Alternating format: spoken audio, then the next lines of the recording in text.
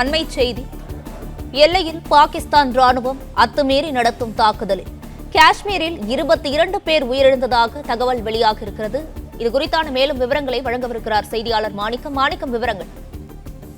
பாகிஸ்தான் நடத்திருக்கக்கூடிய தாக்குதல்ல காஷ்மீர்ல இதுவரையிலும் 22 பேர் உயிரிழந்திருப்பதாக தகவல் வெளியாகி இருக்கிறது.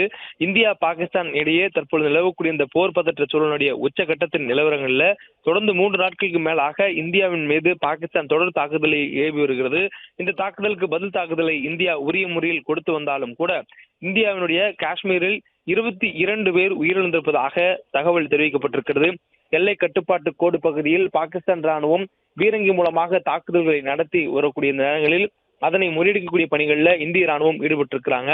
எல்லையோரம் இருக்கக்கூடிய குடியிருப்புகள் மீது பாகிஸ்தான் பீரங்கிகள் குண்டு தாக்குதல்களை நடத்தினதால் இந்த விபத்துகள் ஏற்பட்டிருப்பதாகவும் இந்த தாக்குதலில் உயிரிழப்புகள் ஏற்பட்டிருப்பதாகவும் சொல்லப்பட்டிருக்கிறது.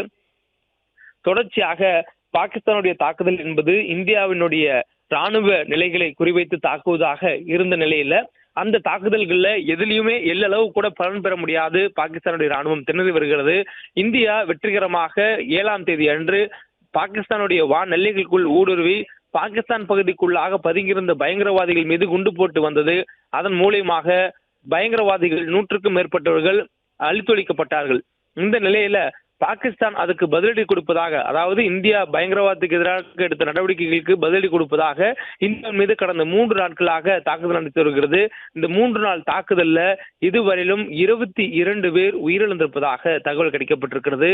எல்லை கட்டுப்பாட்டு கோடு அமைந்திருக்கக்கூடிய பகுதிகளில் இருக்கக்கூடிய அதன் அருகே இருக்கக்கூடிய குடியிருப்பு பகுதிகளை நோக்கி பாகிஸ்தானுடைய ராணுவம் போர் விதிகளுக்கு எதிராகவும் இந்தியாவும் பாகிஸ்தானும் ஒப்பந்தம் செய்திருக்கக்கூடிய போர் நிறுத்த ஒப்பந்தத்திற்கு எதிராகவும் துப்பாக்கிச் சூடுகளையும் குண்டு தாக்குதல்களையும் இந்தியாவினுடைய மக்கள் குடியிருக்கக்கூடிய குடியிருப்பு பகுதிகளை நோக்கி தாக்குகிறார்கள்.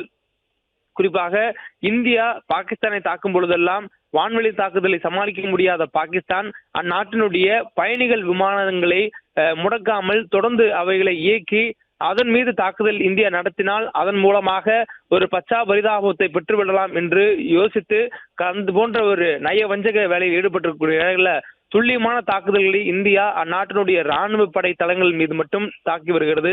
இதே நேரங்களில் அவர்கள் பிளே ஸ்டோர் மற்றும் ஆப் ஸ்டோரில் இருந்து பாலிமர் செயலியை QR கோடு மூலம் பதிவிறக்கம் செய்யுங்கள். செய்திகளை உடனுக்குடன் பெறுங்கள்.